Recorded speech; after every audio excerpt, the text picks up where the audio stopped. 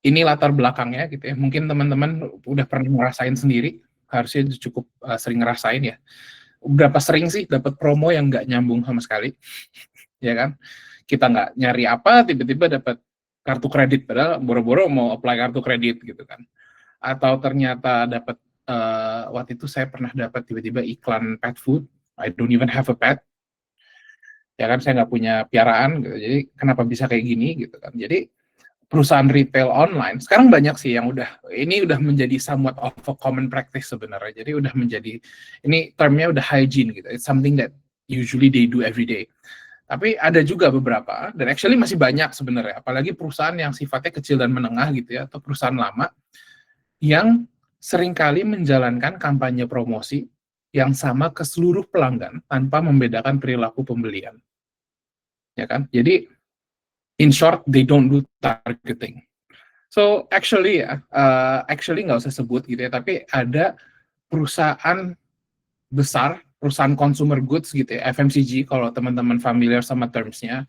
Jadi itu kayak perusahaan kosmetik lah, atau perusahaan snack lah gitu ya. Itu ada beberapa yang gede banget yang sebenarnya pasti kalau disebut brandnya kalian tahu gitu ya. Yang itu bahkan mereka masih belum sebegininya. Yang masih bikin messaging di promosi di ads, itu semuanya ditembak aja gitu. Jadi bisa aja tuh tiba-tiba dia bilang, kontennya, iklannya ngomongnya, ayo kayak beli makeup biar nggak kalah cantik gitu, terus dikirim ke saya. Obviously, obviously bukan saya target marketnya kan gitu. Jadi akibatnya promosi-promosi itu yang banyak brand itu harus beli kan sebenarnya untuk bisa tayangin, itu jadinya nggak efektif dan akhirnya biaya pemasarannya meningkat. Ya kan, karena udah bayar buat slot iklannya, terus taunya iklannya adalah buat makeup buat teens gitu kan, tapi ternyata yang ditembaknya ke saya, not a teen and not a female gitu kan. Jadi nggak make sense kan. Akhirnya itu namanya kita waste, buang-buang duit si brandnya. Udah kayak gitu kan, akhirnya resultnya apa? Akhirnya tingkat engagement ke customer-nya ya rendah. Nah, what the good brands are doing, apa yang brand-brand yang udah lebih bagus lakukan, itu mereka bisa menggunakan data transaksi atau any available public data, atau sometimes kalau kalian familiar sama digital marketing, misalnya kayak lewat Meta gitu ya, atau Instagram Ads, kan bisa pilih tuh, oh iklannya mau ditunjukin ke siapa, oh female, umur berapa sampai berapa gitu. Nah, dengan data-data itu, baik dari third party data atau first party data, perusahaan bisa membangun segmen pelanggan berdasarkan values yang mereka punya dan perilaku belanja. Sehingga brandnya itu bisa merancang strategi pemasaran yang lebih personal. Gitu. Jadi personalization lah. Jadi misalnya nih, contoh ya, aku dari tadi bawanya skincare mulu. Jadi misalnya ada brand skincare yang dia itu tujuannya sebenarnya buat anak muda atau teens, karena positioningnya adalah ini brand skincare untuk anak-anak, untuk teens yang atau anak-anak muda yang pertama kali masuk ke dunia skincare lah, udah mulai pakai skincare, udah mulai belajar pakai itu gitu kan. Nah, biasanya segmentasi ada 3 pasti, karena pasti pertama adalah anak-anak teens yang lebih muda, keduanya adalah yang young adults misalnya, yang udah lebih tua gitu ya, yang udah lebih dewasa tapi masih tergolong muda, misalnya baru masuk kuliah gitu kan. Nah, lalu yang ketiga biasanya nih, kadang brand yang kayak gini malah mengincar ibu-ibunya, the moms, but not just any mothers, tapi adalah ibu-ibu dari anak-anak teens ini, karena positioningnya ibunya ini adalah shoppernya. Karena asumsi brandnya akan ngebeliin, karena asumsi brandnya adalah ibunya yang akan shop on behalf of the daughters gitu kan. Ibunya yang akan beliin skincare buat anaknya. Nah, biasanya berdasarkan data-data seperti itu, perusahaan itu nge-collect, dan nanti dia akan merancang strategi pemasaran yang lebih personal. Bahkan sampai messaging-nya atau tutur katanya gitu kan. Antara kita mau jualan ke anak SMA, sama anak kuliah, sama ibu-ibu yang punya anak SMA, pasti kan beda. Misalnya, yang anak SMA pasti tampil cantik dan glam gitu. Tapi mungkin buat ibu-ibunya, malah messaging yang penting adalah zat-zat yang aman untuk dipakai sama anak muda misalnya. Ya kan, obat bukan zat yang keras gitu. Nah, pasti value-nya beda. So, itu contohnya. Nah, ruang lingkup project dan tujuannya itu ada 4. Jadi pertama, kita ingin teman-teman melaksanakan analisis data transaksi pelanggan menggunakan online retail dataset dari Kaggle. Ada linknya juga, waktu itu udah sempat kita kirim. Nanti mungkin ini dokumennya akan dikasih juga kali ya, Mbak ya. Jadi nanti kan karena linknya akan ada di sini semua. Lalu akan membangun model RFM. So this is a basic analysis model. Apa yang biasanya dipakai untuk identify siapa sih pelanggan-pelanggan yang sepertinya akan jadi loyalis atau pelanggan-pelanggan yang bakal churn gitu. Karena akan dilakukan analisa berdasarkan 3 hal, recency, frequency, sama monetary kan. Jadi dari sisi besar value uangnya berapa, sesering apa frekuensinya, dan se-recent apa sih bahasa Indonesianya? Kok malah nggak tahu bahasa Indonesia. Sebaru apa gitu. Kayak dalam pembelajaran terakhirnya kapan? Apakah kemarin banget? Apakah 2 jam yang lalu? Atau ternyata seminggu yang lalu? Itu kan pasti menunjukkan behavior yang berbeda. Nah, lalu bisa itu nanti dilakukan clustering untuk identify grup-grupnya. Biasanya pakai K-means. Nah, nanti itu ada artikel tambahan, ada dokumentasi tambahan yang kalian nanti bisa cek juga. Kita ada linknya. Terus ketiga, menghasilkan segmentasi pelanggan. Nah, ini yang paling penting kan sebenarnya. As a marketer, you want this. Ini yang paling dicari. Karena dengan begini kita tahu siapa yang harus kita fokusin, mana yang kita nanti aja deh, gitu kan. Contoh loyalis. Berarti kalau loyalis penting nggak? Penting, karena ini adalah fondasi kalian, fondasi untuk profit kalian yang ini yang selalu beli. Nah, jadi kan tujuannya gimana caranya si loyalis ini bisa tetap maintain, biar dia nggak berpindah hati ke merek lain. Nah, terus yang kedua, at risk, orang-orang yang atau konsumen yang calon-calon bakal menghilang atau pindah ke brand lain. Nah, ini di sini penting nggak? Penting juga. Tapi bedanya apa? Kalau yang di sini objektifnya adalah gimana caranya supaya mereka bisa tetap bertahan dan nggak pindah. Nah, terus yang big spender, misalnya contoh big spender, ini cluster orang-orang yang spendingnya paling besar. Penting nggak? Penting. Tujuannya apa? Mungkin tujuannya gimana supaya mereka bisa spend more dan more frequently. Mungkin lebih ke more frequently gitu. Nah, terus keempat adalah yaitu memberikan rekomendasi strategi pemasaran untuk tiap segmen. Itu barusan yang tadi saya sampaikan lah ya. Gitu. Nah, next-nya. Nah, hasil yang diharapkan sebenarnya mungkin secara simpel indikator keberhasilannya adalah ada segmentasi yang dapat diinterpretasikan dengan jelas. Jadi kita tahu ini segmennya clear, what the segment means, gitu kan. Kayak tadi clear kan. Contohnya loyalis, oh ya karena dia by definition adalah orang yang paling sering belanja dan dia selalu konsisten dari lama sampai sekarang tiap seminggu atau tiap 2 minggu sekali mungkin dia pasti belanja sama kita. Terus visualisasinya seperti apa, misalnya chartnya gitu kan atau clusteringnya seperti apa, dan juga business insight. Nah ini mungkin teman-teman akan agak belajar beberapa hal yang baru gitu ya, mungkin belajar marketing strategi dikit, tapi nggak apa-apa, I think it's a good, because technically I'm sure you guys are already great gitu kan, tapi tinggal mungkin dengan punya pemahaman dan insight bisnis yang clear nih dengan belajar seperti ini, mungkin kalian bisa nanti ke depannya malah bisa lebih loncat value-nya karena kalian nggak hanya ngerti technical-nya, tapi bisa menyatukannya dengan bisnis. Which is, I think, currently is the most important thing to have gitu di profesional. Nah, hasil yang diharapkan apa? 3, pertama adalah notebook analisis RFM dan clusteringnya. Terus kedua adalah visualisasi segmen pelanggan dan personanya secara singkat aja, nggak apa-apa. Sama ketiga yang personally saya ingin lihat adalah insight pemasarannya, jadi strategi berbeda untuk tiap segmennya seperti apa. Nah, ini beberapa contoh sumber daya yang disediakan. Ini ada online retail datasetnya, ada data pendukungnya di sini, nanti bisa teman-teman bisa tinggal klik aja, nanti kalau ada apa-apa, do let us know, gitu kan ya. Dan selain itu ada dokumen atau referensi tambahan juga, template-nya lupa dihapus, mohon maaf.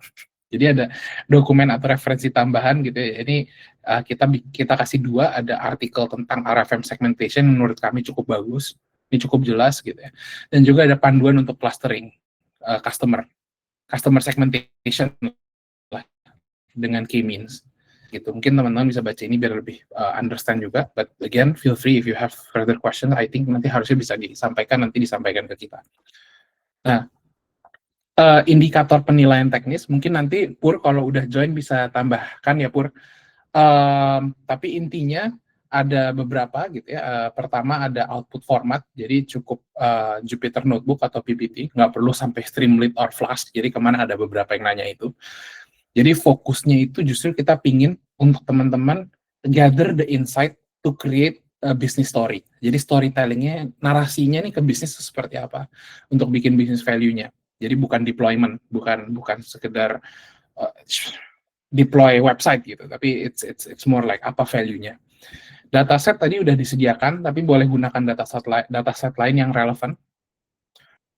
Expected output bukan hanya visualisasi datanya, tapi juga harus ada insight dan rekomendasi yang menunjukkan dampak bisnis. Jadi it's not just ngasih lihat chartnya doang terus udah, tapi what does the chart mean? Arti chartnya apa? Insight-nya apa? Terus berdasarkan insight itu, kalau saya brand ya, saya harus ngapain? Gitu. Nah, terus kalau ditanya MVP requirement-nya apa? Ya, nggak wajib dalam arti kita nggak expect ada deployable output gitu. Bukan kayak tangible asset yang kayak, oh ada website, ada MVP-nya harus ada fitur A, B, C gitu. Bukan kayak gitu. We just need to know, based on that insight, apa sih business value-nya dan rekomendasinya seperti apa gitu. Jadi ini makanya jadi dengan itu kita indikator penilaiannya seperti ini. Pertama pemahaman masalah dan konteksnya 10%. Terus kualitas pemrosesan data 15%. Pemilihan model dan evaluasi model 15%. Interpretasi dan insight-nya 30% sendiri. Komunikasi dan dokumentasi seperti yang slide-nya dan segala macam, how you plan to make the narrative 25%, dan kualitas code-nya 5%. Gitu. Nah, I think very fast ya. So I think this is the end of the presentation from my side. Mungkin kalau Pur sudah join, ada yang mau ditambahkan, Pur silahkan. Belum ada sini. Ada. Oke, dari itu teman saya. Ya. Nah, mungkin kalau ada teman-teman ada pertanyaan, please do so, ya kan? Kita masih ada waktu. Cuman tadi juga saya sampaikan ke tim ASA sebelumnya, saya personally mohon maaf karena nanti sebentar lagi saya harus cabut dan ada meeting lagi. Tapi dari sini Pur harusnya udah bisa untuk menjawab any questions ya Pur. Ya, sure. Gitu. Tapi sambil saya masih ada di sini, if you have any questions ya teman-teman.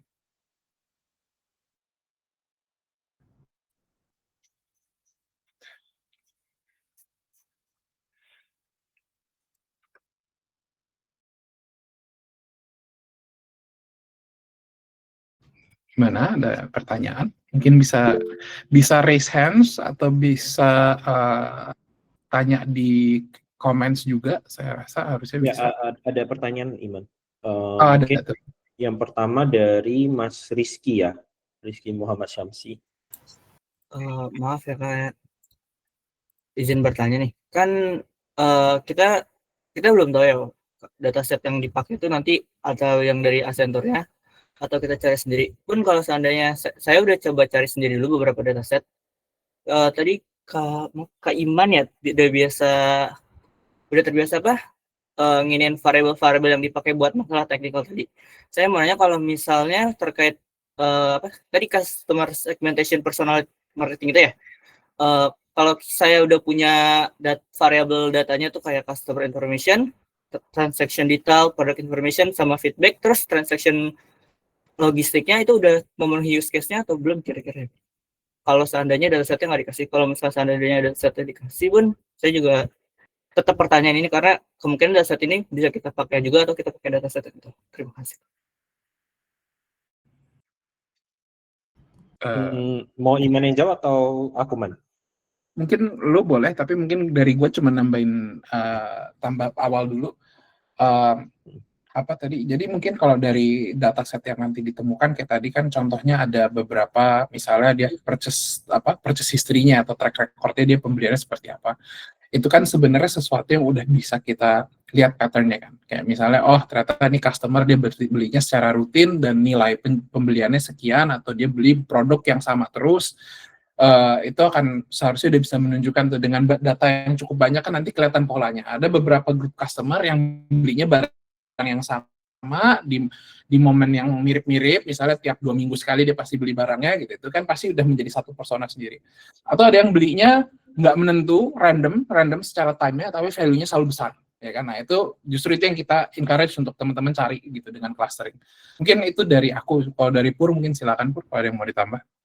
Oke, thank you Iman. Jadi kalau dari saya, sebenarnya dataset itu kita tidak batasin. Kemarin tuh kalau dari Mas Iman itu kan sebenarnya udah ngasih link dari Kaggle ya. Itu hanya salah satu contoh. Sebenarnya kalau kita bicara customer segmentation itu sangat luas skopnya.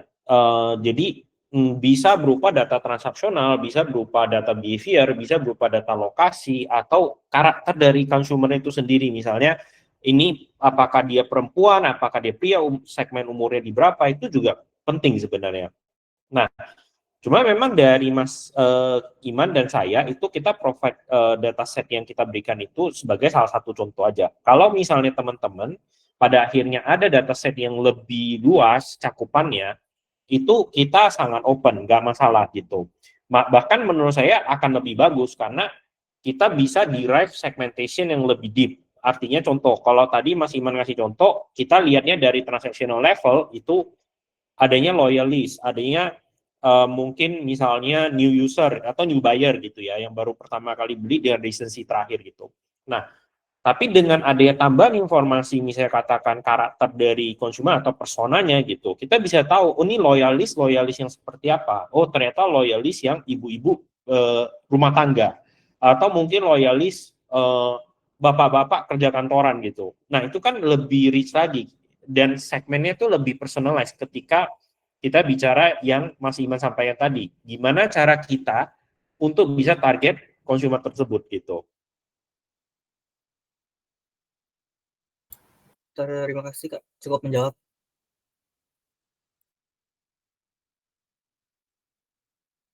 Thank you pertanyaannya Rizky.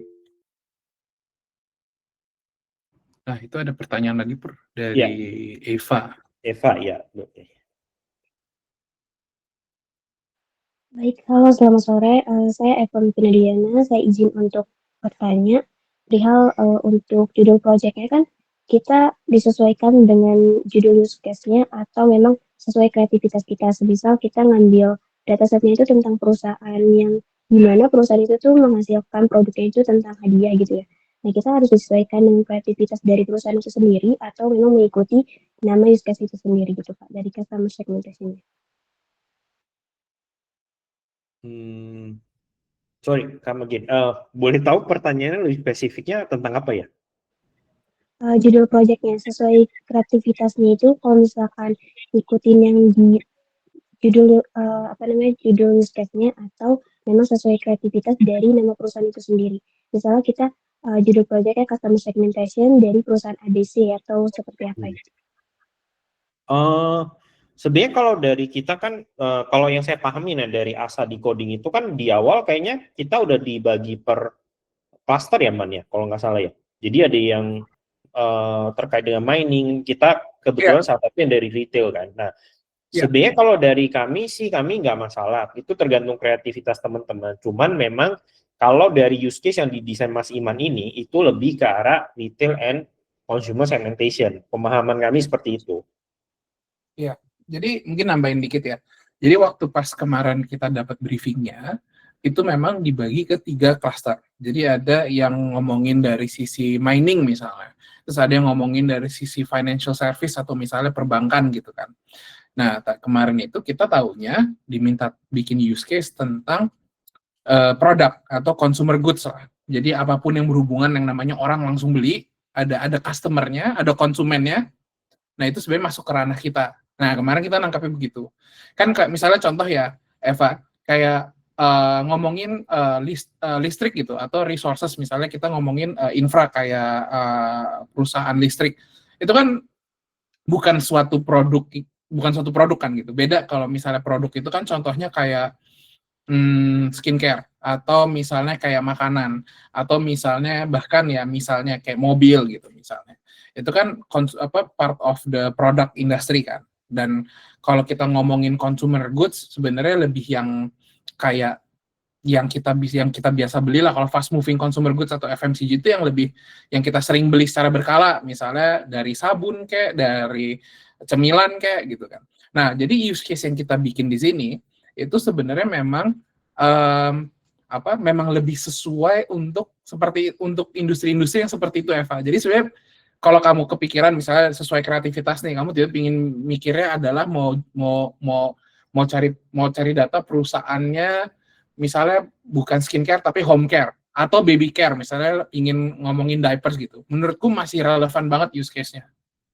Tapi kalau misalnya tiba-tiba let's say ya nggak tahu ya, tiba-tiba misalnya mau ngomongin mining gitu atau pertambangan gitu ya, itu kan mungkin nggak terlalu relevan use case-nya karena nggak ada pertambangan, itu kan nggak ada konsumennya kan, itu kan business to business gitu sih Eva. Baik, terima kasih. Selamat sore. Thank you. Mungkin kalau ada yang pertanyaan lagi silahkan, tapi sebelumnya sekali lagi minta maaf ya teman-teman, saya kayaknya harus sudah pergi sekarang. Thank you banget semuanya. Again, sangat mengapresiasi teman-teman yang memilih use case ini. Semoga bisa menjadi pengalaman yang penuh pelajaran dan insight.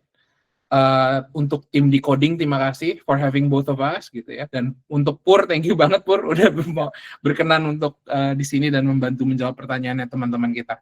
Thank you ya semua ya. Pamit dulu ya. Mungkin thank you Iman, thank you. Berikutnya nanti saya bisa take over dari Mas Iman. Jadi kalau ada pertanyaan boleh ditanyakan, nanti saya bantu jawab. Oke, mungkin dari Mas Muhammad Razan. Oke Kak, terima kasih. Saya izin bertanya ya Kak. Tadi kan Ya. di salah satu poinnya kan membutuhkan visualisasi dan interpretasi ya. Apakah visualisasi tersebut itu cukup di dalam notebook atau perlu kita salurkan lagi ke dalam bentuk semisal poster ataupun misal PowerPoint agar bisa gampang dijelaskan seperti itu? Atau cuman cukup ditaruh di notebook aja seperti itu, Pak? Kebetulan saya background-nya konsultan terus ya. Jadi kalau buat saya gini, mungkin saya cerita background kenapa dari saya dan Mas Iman itu sangat menitik beratkan kepada insight daripada technical gitu. Saya sendiri itu sebenarnya background saya technical, jadi saya computer science. Saya coding banget lah orangnya gitu. Cuman yang kita perlu pahamin adalah yang namanya di real life atau real life case itu klien itu baru akan percaya dengan kita kalau kita bisa mempresentasikan dengan baik. Jadi hasil kita misalnya katakan saya bisa bikin notebook nih, wah rapi gitu kan. Tapi kan klien itu tidak mengerti notebook itu sebenarnya apa gitu. Bayangin seorang brand manager dia baca notebook dia bingung gitu. Jadi kalau dari saya lebih prefer mungkin dalam bentuk slide. Nah, kenapa nggak Flash, kenapa nggak Streamlit dan lain sebagainya? Streamlit boleh, saya nggak against dengan Streamlit, boleh. Tapi mungkin saya ngasih hint-nya gini, coba cari tahu tentang pyramid principle gitu. Itu the way of kita mempresentasikan sesuatu yang menurut kita itu akan bisa engage user kita lah istilahnya gitu. Nah, jadi makanya kalau dari saya sih nggak masalah kalau mau di notebook, asal storytellingnya dapat. Cuman usually lebih baik kalau misalnya kita bisa tuangkan ke dalam bentuk misalnya slide. Ataupun ya kalau Streamlit ya coba di desain atau di structure supaya ceritanya itu nyambung. Apa sih yang mau kita sampaikan, usernya akan dapat apa dari penyampaian kita. Kira-kira seperti itu. Baik, terima kasih Kak.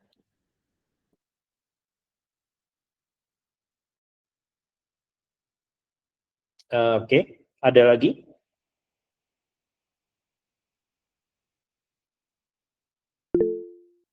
Ya, silakan Mas Arya. Halo Kak, selamat malam. Malam. Sebelumnya kan tadi udah di-notice sama Kak Iman ya, buat datanya itu. Sebenarnya mau nanya dulu, kalau misalkan aku kan udah nyari dataset sendiri. Nah, isinya itu dia lebih ke multi kategorikal retail, jadi nggak satu kategori aja. Jadi dia itu lebih ke kayak menjual beberapa produk, misalkan elektronik, clothing dan lain sebagainya kayak gitu. Itu nggak masalah, atau harus terfokus ke satu kategorikal aja. Kayak misalkan tadi fokusnya lebih ke skincare ya, skincare semua kayak gitu. Oh enggak. Multi kategori is oke. Dan itu kenyataannya di semua perusahaan FMCG di Indonesia itu multi kategori kok. Kita nggak akan sangat sulit nyari FMCG yang tidak multi kategori kok. Paling simpel misalnya mungkin kalau saya bilang FMCG seperti dairy company ya. Mungkin kalau pernah dengan produk Cimory gitu.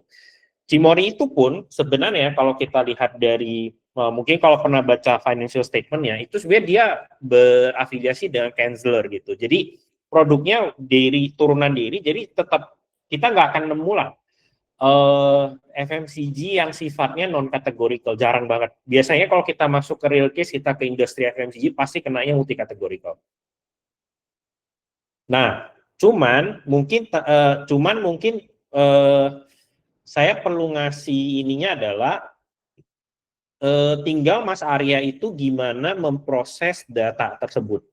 Jadi apakah point of view dari consumer segmentation-nya itu terhadap seluruh kategori atau per kategori? Nah, it depends. Karena harus dicoba memang kadang. Jadi ya itu dari kreativitas masing-masing peserta ya. Kalau dari saya sih gitu. Tapi kita jarang nemuin yang single kategori itu jarang banget.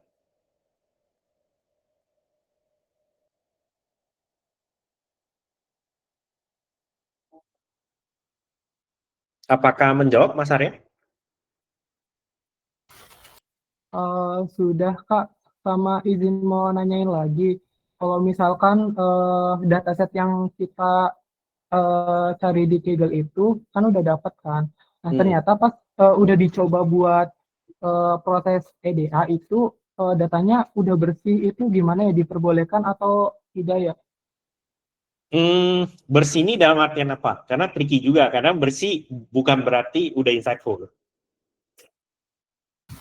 Jadi kayak misalkan kita cek missing value-nya itu ternyata udah nggak ada, terus kita cek duplikasinya itu ternyata udah nggak ada gitu. Dalam artian nggak ada data yang bisa dibilang kayak ada pencilan, outlier dan lain sebagainya lah gitu.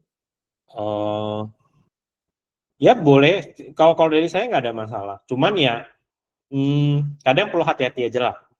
Sometimes, contoh ya, saya ngasih contoh. Kadang kita menentukan bins dari histogram aja itu akan menentukan gimana kita menilai sebuah pencilan. Jadi ya nanti coba didetailin, lihat lebih detail lah. Kalau udah bersih ya nggak apa-apa, is oke. Tapi kalau belum, kalaupun nggak yakin, coba lihat lebih detail. Oke, terima kasih Kak. Sama-sama. Ada pertanyaan lagi?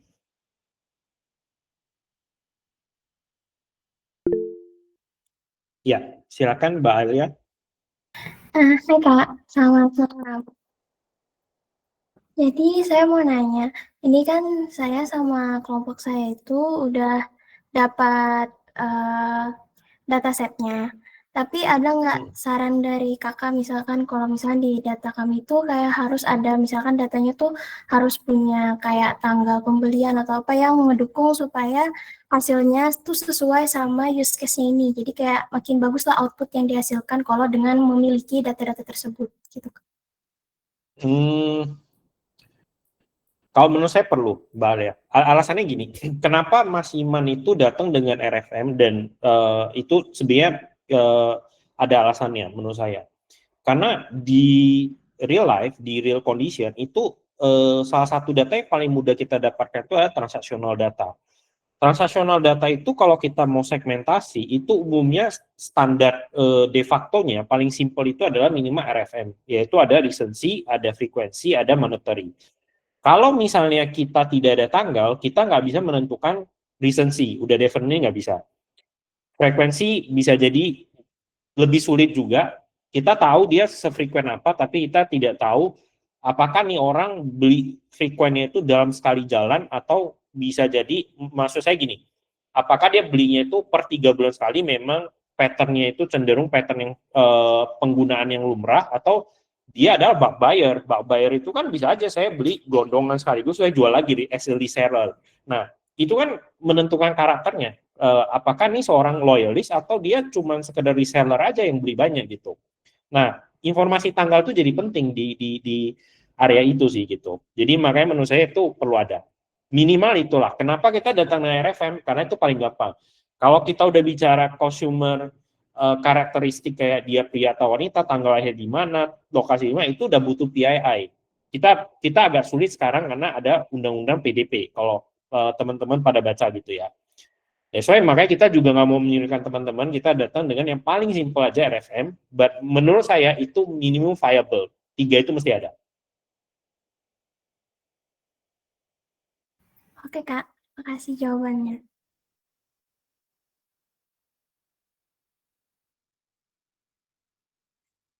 Ada yang mau bertanya lagi? Silakan ya. Ya, silakan Mas Raffi. Izin bertanya Kak, untuk dataset itu ada batasan tahun nggak Kak? Misalnya 5 tahun ke belakang atau 10 tahun ke belakang, karena dataset yang saya dapatkan itu di 10 tahun yang ke belakang gitu. Nah, mungkin kalau semakin panjang itu efeknya itu bagus sebenarnya, kalau terutama ya kalau teman-teman ingat 2020 itu kan COVID gitu kan. Nah, COVID itu waktu zaman COVID itu kita ada PSBB, ada apa lagi ya? Saya lupa, pembatasan yang lebih ke mikro, yang kecil-kecil gitu ya, PPKM ya atau apa ya, saya agak lupa namanya. Tapi kalau datasetnya panjang, itu perlu mempertimbangkan efek-efek yang seperti itu. Jadi kalau kita bilang tuh ada kejadian Black Swan namanya. Black Swan itu suatu yang terjadinya itu sangat jarang terjadi, tapi ketika dia terjadi ngasih efeknya besar gitu. Salah satunya mobilitas orang gitu kan. Nah, kalau misalnya data saya 10 tahun, hati-hati dengan tahun di kisaran 2000, Indonesia itu kena COVID itu 2020 awal sampai 2021 akhir mungkin ya. Delta, ya. Sampai 2021 akhir, itu mungkin perlu cari external factor kayak mobilitas orang dan regulasi pemerintah terkait dengan mobilitas orang, karena akan mempengaruhi pembelanjaan pastinya. Kalau data setnya Indonesia, itu yang penting. Luar negeri juga sama sih, tergantung negaranya gitu. Baik Kak, terima kasih Kak.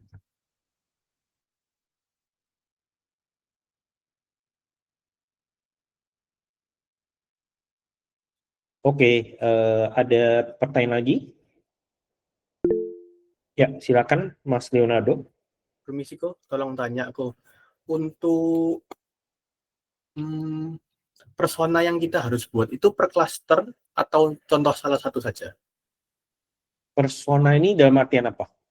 Persona yang diminta di ini, hasil yang diharapkan. Visualisasi segmen pelanggan dan persona singkat. Kalau mau bikin persona, oke. Bahkan itu menurut saya mungkin Mas Iman akan very happy ya. Menurut saya gini, sebelum kita menentukan kita mau target orang ini seperti apa nih, melalui channel apa, itu kan pertanyaan-pertanyaan penting tuh simpel aja lah, kayak seorang consumer. Oh, nih konsumernya mau saya target lewat channel apa sih? TikTok kah, Shopee kah, atau Facebook dan sebagainya. Di jam berapa, kemudian offernya akan seperti apa? Itu define-nya tergantung dari personanya dulu. Kalau kita bisa ngedefine persona, pertanyaan kita, kalau saya bilang tuh ya kayak Albert Einstein bilang, kita tuh persiapannya itu udah matang untuk tackling the problem gitu. Tapi kan bikin persona itu lebih sulit. Kalau misalnya tadi data kita transaksional doang, RFM, yang gimana mau bikin persona, orang kita aja nggak tahu karakteristik orangnya kan misalnya. Tapi kalau misalnya ada data set yang kita punya PII-nya, kita punya identifier dari orang-orangnya seperti apa, that will be great.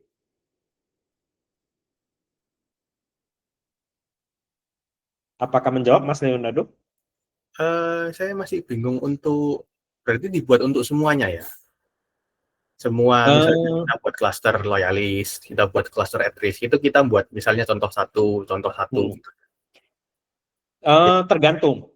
Kalau misalnya ya namanya brand itu kan dia ya kalau kita konsultan berbaik hati ya kita bikinin semua. Cuman kan ada masa di mana kita yang namanya digital marketing ataupun marketer itu mereka punya budget gitu kan. Budgetnya mau spend kemana sih gitu. Ya otomatis kalau kita rule-nya simple aja gitu loh. Ya misalnya contoh kita ambil Pareto Principle 80-20. Siapa sih yang ngedatangin revenue 80% saya? 20%-nya datang dari mana? Misalnya loyalist. Ya berarti kita tackle loyalistnya gitu. Ya udah personanya cukup satu itu aja, nggak usah bikin banyak-banyak gitu. Jadi point of view kita itu harus dari gini. Jadi kita jangan posisiin diri kita sebagai data science atau data scientist. Itu kalau bisa jangan gitu. Way to do it menurut saya itu ya posisikan diri kita sebagai user kita. User kita saya marketer. Oke. Kalau saya jadi marketer, what I'm going to do? Budget gue segini, apa yang kira-kira gue lakukan? Nah, itu yang harus kita tembak. Kita harus ngerti pola pikirnya dia itu seperti apa. Bukan mereka yang mengerti pola pikir kita. Kita itu cuman tools yang bantuin mereka jawab. Kalau saya bilangnya gitu, kasarannya. Oke, thank you, Go. Tapi saya ada pertanyaan yang follow up dari teman-teman sebelumnya. Untuk dataset yang diberikan kan dataset dari Kaggle yang UCI itu kan, main market. Nah, itu kita sudah lihat kelihatannya data transaksi dari tahun 2009 sampai 2011. Berarti kan untuk faktor recency-nya hampir nggak ada kan. Itu berarti kita ngelihatnya dari misalnya pelanggan A, ini beli tanggal 2009 bulan 12. Terus 2010 tanggal 1 bulan 1 gitu, beli lagi. Itu lihat recency-nya dari situ ya. Iya, tapi kita recency-nya ya berarti kita posisiin diri kita ya itu kan data sampel ya posisiin diri kita ya di tanggal yang jangan terlalu jauh dari itu. Misalnya 2011 ya udah berarti kita mungkin saat ini tanggalnya adalah tanggal let's say kita put bulan misalnya tanggal 1 bulan Desember 2011 gitu. Nah, recency-nya seperti apa gitu. Jadi kita ya istilahnya back in time aja gitu, nggak masalah. Kan itu datasetnya contoh aja. Atau ya ganti tahunnya kita ubah dari 2009 sampai 11 ya jadi kita ubah aja 2009-nya jadi 2023 sampai 2025 ya nggak masalah juga. Oke. Oke, Go. Thank you, Go. Oke. Ada pertanyaan lagi?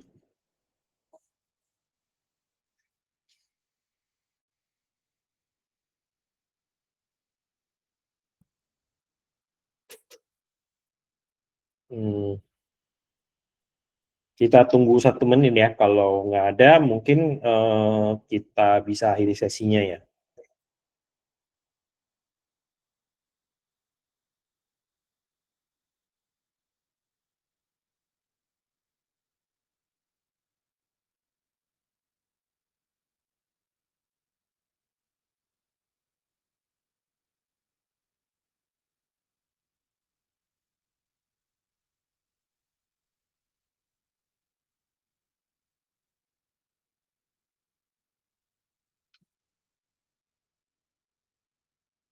Oke, sepertinya tidak ada pertanyaan lagi ya. Mungkin saya kembaliin sesinya ke tim decoding ya. Iya. Oke, baik. Terima kasih banyak Mas Iman dan Mas Pur atas penjelasannya dan juga berikan jawaban dari pertanyaan teman-teman ya. Semoga materinya bisa dipahami dengan baik dan teman-teman bisa lebih paham lagi dan untuk pengerjaan capstone-nya bisa dilancarkan ya. Gitu. Oke. Mungkin ada kata-kata penutup dari Mas Pur sebelum aku tutup sesinya. Dari saya nggak ada sih. Semangat terus lah untuk belajarnya. Yang namanya salah itu mengajari kita suatu, jadi jangan takut salah. Oke. Ya, siap. Kalau gitu terima kasih banyak ya Mas Pur dan Mas Iman dan teman-teman juga atas partisipasi aktifnya. Semangat terus untuk kerjain capstone-nya, semoga dilancarkan dan dimudahkan. Sampai di sini aja. Terima kasih banyak. Terima kasih semuanya. Terima kasih.